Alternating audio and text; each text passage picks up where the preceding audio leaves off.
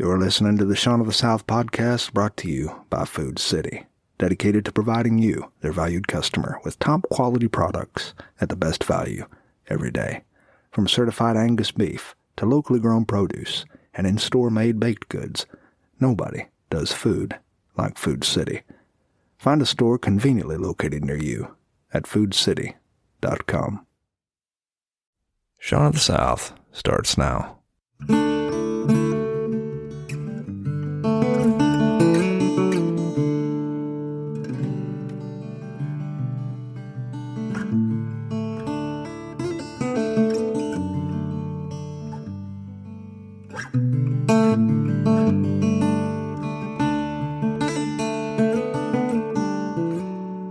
Anna and her 4 young daughters were on a trip to England on the SS Ville du Havre.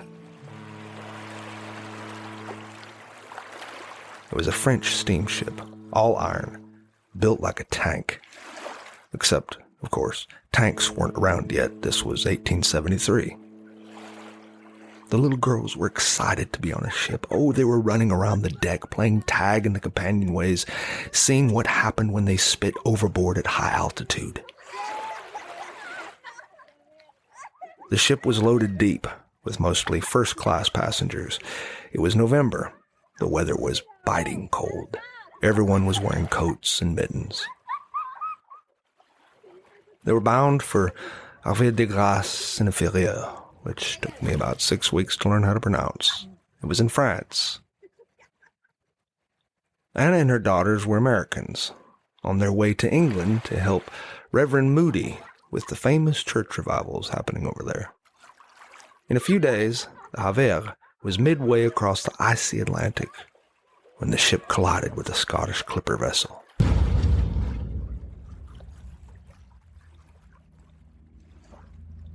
The clipper was a long, lean, fast sailing boat. The collision was so loud it sounded like an explosion. People were thrown from their beds inside the ship. Some were injured from the impact alone. Within seconds, the ship had taken on major water. Third class was already evacuated from below deck, swarming around the upper decks. People were screaming. Children were crying. Some were panicking and jumping overboard because what other options did they have? The crew was furiously trying to deploy lifeboats, but it was all happening too fast to act. The ship was tilted upright, and you had to fight against gravity just to move around. Anna hurriedly brought her 4 children to the foredeck.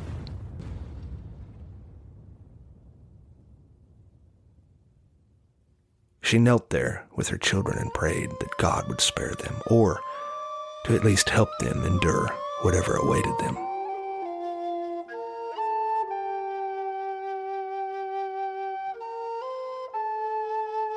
The 4 little girls were sobbing. They were saying, "I'm so scared, Mama."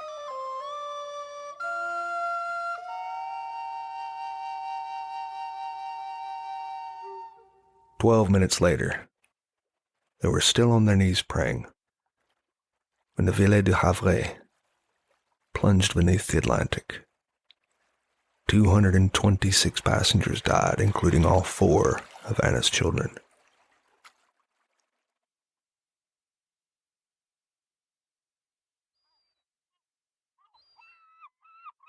Just before daybreak, a sailor rowing a small skiff located Anna floating on a piece of the wreckage. She was still alive, but barely. She was practically catatonic. 9 days later, Anna was in Wales, where she wired her husband in Chicago, and the message read, "Saved alone, what shall I do?"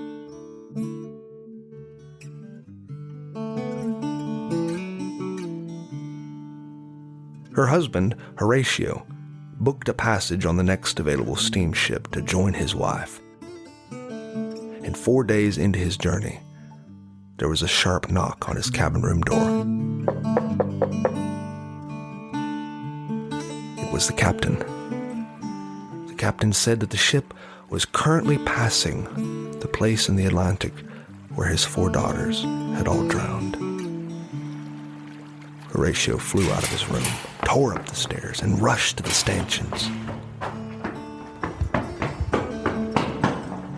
He leaned overboard and stared into the black water. They say his tears caused the Atlantic to rise by 3 feet. And there he wrote a poem, one you have likely heard before. Here is the original first verse.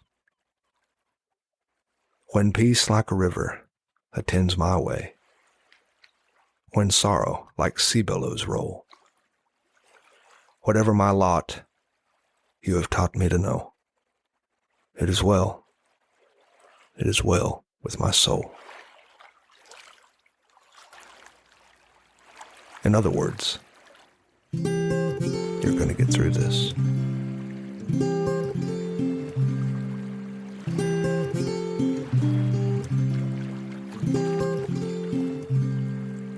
When peace like a river attendeth my way, when sorrow like sea billows roll, whatever my lot, thou hast taught me to say, it is well with my soul, it is well with my soul. It is well with my soul.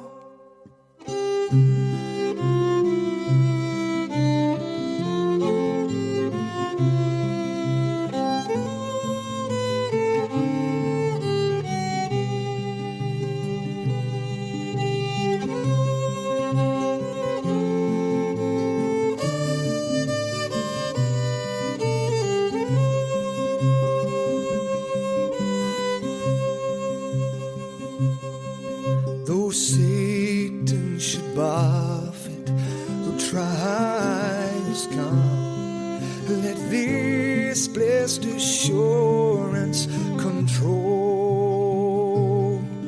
that Christ hath regarded my helpless estate.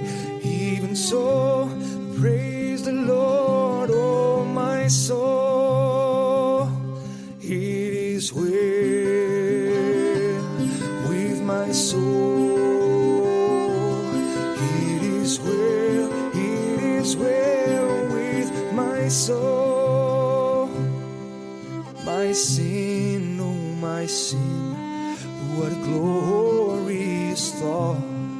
My sin not in part, but the whole, was nailed to a cross, and I bear it no more. Praise the Lord, oh my soul. It is well with my soul. It is well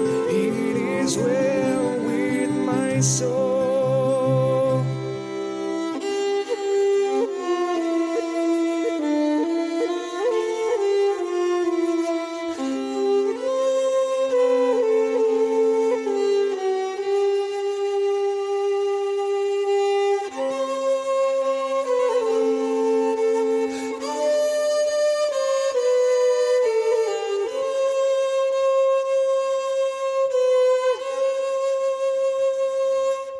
It is well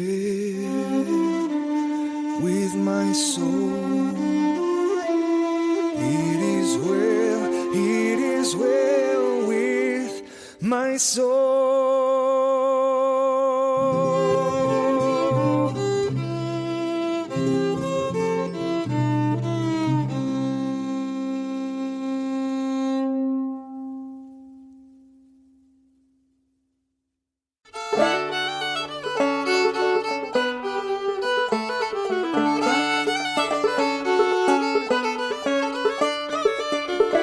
Well, thanks for listening to Sean of the South. I've been your host today, Sean Dietrich, and it has been a true privilege To find out anything more about what I do, you can visit SeanDietrich.com, or for those who are not particularly good spellers, you can visit SeanOfTheSouth.com, and there you can find out all sorts of information that you didn't know you didn't need to know about me. And while you're there, I hope you take the time to drop me a line. Tell me what's important to you. Tell me what's going on in your life. I'd like to hear it. And in case anyone hadn't told you today already, I love you. Now go say that to somebody else. Have a great day.